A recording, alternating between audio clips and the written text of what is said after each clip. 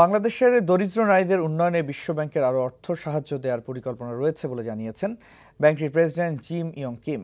সকালে বরিশালের বাবুগঞ্জ উপজেলার প্রত্যন্ত এলাকা রাকুদিয়ায় বিশ্বব্যাংকের সহায়তায় পরিচালিত বিভিন্ন উন্নয়ন প্রকল্প পরিদর্শন শেষে সাংবাদিকদের একথা জানান তিনি।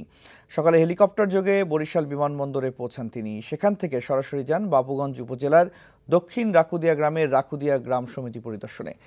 বিশ্বব্যাংকের অর্থ সহায়তায় এখানে গ্রামীণ দরিদ্র জনগোষ্ঠীকে স্বাবলম্বী করার বেশ কয়েকটি প্রকল্প নিয়ে সোশ্যাল ডেভেলপমেন্ট ফাউন্ডেশন নামে একটি সংস্থা কাজ করছে। রাকুদিয়ায় পৌঁছালে সমিতির সদস্যরা তাকে স্বাগত জানান। উপকারভোগী সদস্যদের সাথে কথা বলে সন্তোষ প্রকাশ করে বিশ্বব্যাংক প্রেসিডেন্ট সাংবাদিকদের বলেন, বাংলাদেশের মানুষ পরিশ্রমী, তারা কোনো কাজে পিছিয়ে পড়ে না বলেই এখানে অতিরিক্ত বিনিয়োগ করা হবে। পরে তিনি উজিরপুর উপজেলার ভরসাকাঠি গ্রামের primary school cum cyclone centre পরিদর্শন করেন।